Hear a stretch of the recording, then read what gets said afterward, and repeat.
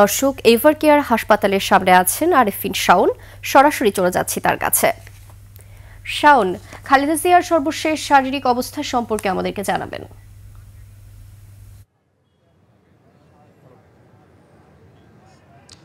ধন্যবাদ নির্জনা আপনাকে। আমি এখন রাজধানীর এভার কেয়ার হাসপাতালের সামনে আছি।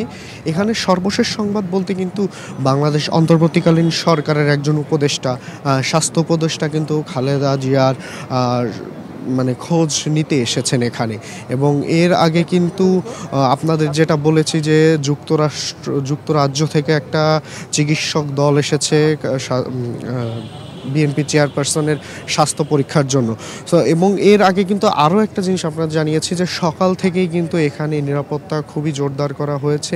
একই সাথে আপনারা যে জিনিসটা দেখতে পাবেন যে পিছনে কিন্তু বেশ নেতাকর্মীরাও কিন্তু এসেছে এখানে যে তার নেত্রীকে এক নজর দেখার জন্য। আমরা কয়েকজনের সাথে কথা বলে জানতে পেরেছি তারা শুধু এক নজর দেখার জন্য তার এসেছে। তারা জানে যে তারা দেখতে পারবে না, তবুও এসেছে। তাদের আবেগ আসলে তারা ধরে রাখতে পারেনি।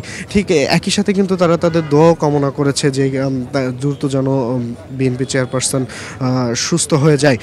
এবং এই সাথে কিন্তু এখনও বলে রাখি যে এখন পর্যন্ত আজকের দিনে বিএনপি চেয়ারপারসন এবং সাবেক প্রধানমন্ত্রী বেগম খালেদা জিয়ার যে ব্যক্তিগত ডাক্তার জাহিদ, তিনি কিন্তু এখনও কোনো ধরনের ব্রিফিং করেনি। তো আমরা এক্ষেত্রে বলতে পারি যে তার স্বাস্থ্য সম্পর্কে আমাদের যে তথ্য ছিল গতকালকে, অর্থাৎ কিছুটা ইমপ্রুভ হলেও কিন্তু এখনও কিন্তু শঙ্কামুক্ত নয়, তিনি সংকটপূর্ণ অবস্থায় আছেন। তো এই বিষয়ে জানতে কিন্তু আমাদের আরও কিছুটা সময় অপেক্ষা করা লাগবে। এবং আজ রাতের মধ্যে কিন্তু চীন থেকে আরও একটা চিকিৎসক দল কিন্তু আসবেন খালেদা জিয়ার স্বাস্থ্য পরীক্ষার জন্য। এবং এই যে সকল ডাক্তারদের নিয়ে একটা দল গঠন করা হচ্ছে বা এই দলের সিদ্ধান্তর উপরে কিন্তু নির্ভর করছে তিনি বিদেশে যাওয়ার মতো তার শারীরিক পরিস্থিতি আছে কিনা। এবং যদি ডাক্তারদের এই দলটি যদি তাকে গ্রিন সিগন্যাল দেয় যে তিনি বিদেশে যেতে পারবেন, সেই সক্ষমতা তার স্বাস্থ্যের পরিস্থিতি এরকম আছে। শাওন, ধন্যবাদ আপনাকে।